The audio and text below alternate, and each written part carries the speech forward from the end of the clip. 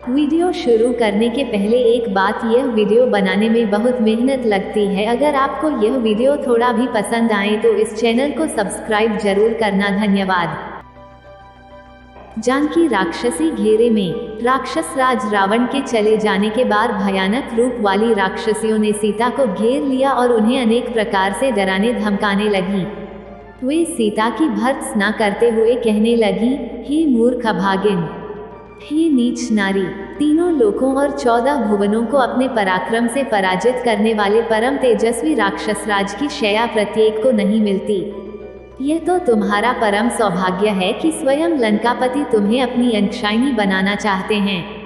तनिक विचार कर देखो, कहाँ अगाध ऐश्वर्य, स्वर्णपुरी तथा अतुल संपत्ति का एक छत्र स्वामी और कहाँ वह राज्य से निकाला हुआ, कंगालों की भांति वन वन में भटकने वाला हतभाग्य साधारण सा मनुष्य। सोच समझकर निर्णय करो और महाप्रतापी लंकाधिपति रावण को पति के रूप में स्वीकार करो। उसकी अर्धांगिनी बनने में ही तुम्हारा कल्याण है, अन्यथा राम के वियोग में तड़प तड़प कर मरोगी या राक्षस राज के हाथों मारी जाओगी।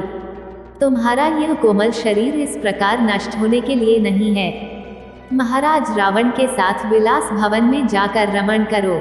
महाराज तुम्हें इतना विलासमय सुख देंगे जिसकी तुमने उस कंगाल वनवासी के साथ रहते कल्पना भी नहीं की होगी। राक्षसियों की ये बातें सुनकर कमलनयनी सीता ने अश्रुपूर्ण नेत्रों से उनकी ओर देखकर कहा, तुम सबका यह लोक विरुद्ध एवं पापपूर्ण प्रस्ताव मेरे हृदय में क्षण मात्र को भी ठहर नहीं पाता। एक मानव कन्या किसी राक्षस की भार्या नहीं हो सकती। तुम सब लोग भले ही मुझे खा जाओ, किंतु मैं तुम्हारी बात नहीं मान सकती। मेरे पति दीन हो अथवा राज्यहीन, वे ही मेरे स्वामी हैं और मैं सदा उन्हीं में अनुरक्त हूँ तथा आगे भी रहूंगी। जैसे सुवर्चला सूर्य में, महाभागा शची इंद्र में, अरुंधति महर्षि वशिष्ठ में, रोहिणी चंद्र में, सुकन्या च्यवन में, सावित्री सत्यवान में, श्रीमती कपिल में, मदयंती सौदास में, केशिनी सगर में और दमयंती नल में अनुराग रखती हैं, वैसे ही मैं भी अपने पति इक्ष्वाकु वंश शिरोमणि श्री राम में अनुरक्त हूँ। सीता के वचन सुनकर राक्षसियों के क्रोध की सीमा न रही। वे रावण की आज्ञानुसार कठोर वचनों द्वारा उन्हें धमकाने लगी। अशोक वृक्ष में चुपचाप छिपे बैठे हुए हनुमान जी सीता को फटकारती हुई राक्षसियों की बातें सुनते रहे। वे सब राक्षसियां कुपित होकर कांपती हुई सीता पर चारों ओर से टूट पड़ी। उनका क्रोध बहुत बड़ा हुआ था।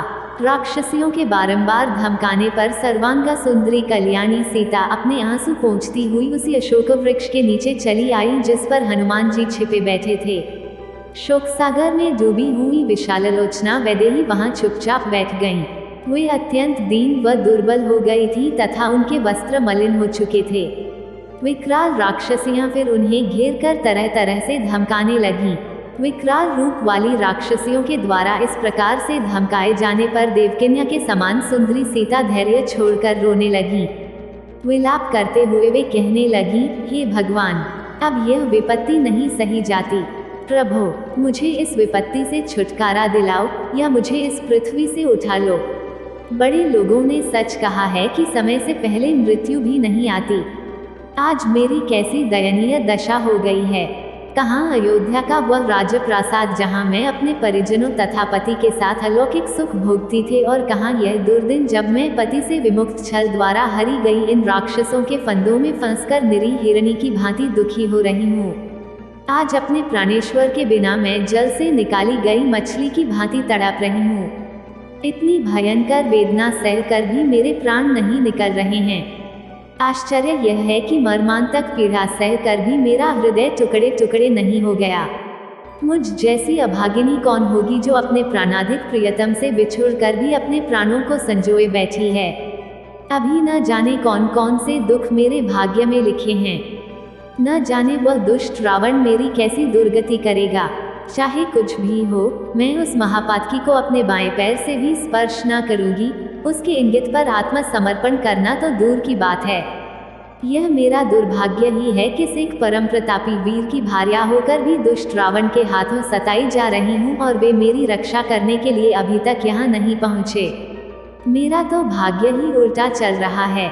यदि परोपकारी जटायुराज इस नीच के हाथों न मारे जाते तो वे अवश्य राघव को मेरा पता बता देते और वे आकर रावण का विनाश करके मुझे इस भयानक यातना से मुक्ति दिलाते। परंतु मेरा मन कह रहा है कि दुष्चरित्र रावण के पापों का घड़ा भरने वाला है। अब उसका अंत अधिक दूर नहीं है। वह अवश्य ही मेरे पति के हाथों मारा जाएगा। उनके तीक्ष्ण बाण लंका को लंपट राक्षसों के आधिपत्य से मुक्त करके अवश्य मेरा उद्धार करेंगे। किंतु उनकी प्रतीक्षा करते करते मुझे इतने दिन हो गए और वे अभी तक नहीं आए। कहीं ऐसा तो नहीं है कि उन्होंने मुझे मरा हुआ समझ लिया हो और इसलिए अब वे मेरी खोज खबर ही न ले रहे हों। यह भी तो हो सकता है कि दुष्ट मायावी रावण ने जिस प्रकार छल से मेरा हरण किया, उसी प्रकार उसने छल से उन दोनों भाइयों का वध कर डाला हो। उस दुष्ट के लिए कोई भी नीच कार्य अकरणीय नहीं है। दोनों दशाओं में मेरे जीवित रहने का प्रयोजन नहीं है। यदि उन्होंने मुझे मरा हुआ समझ लिया है या इस दुष्ट ने उन दोनों का वध कर दिया है तो भी मेरा और उनका मिलन अब असंभव हो गया है। जब मैं अपने प्राणेश्वर से नहीं मिल सकती तो मेरा जीवित रहना व्यर्थ है। मैं अभी इसी समय अपने प्राणों का उत्सर्ग करूंगी। सीता के इन निराशा भरे वचनों को सुनकर पवन पुत्र हनुमान अपने मन में विचार करने लगे कि अब इस बात में कोई संदेह नहीं है कि यही जनक नंदिनी जानकी हैं जो अपने पति के वियोग में व्याकुल हो रही हैं। यही वह समय है जब इन्हें धैर्य की सबसे अधिक आवश्यकता है। इसके आगे की कहानी आपको आने वाली अगली वीडियो में देखने को मिलेगी। यह वीडियो देखने के लिए धन्यवाद दोस्तों।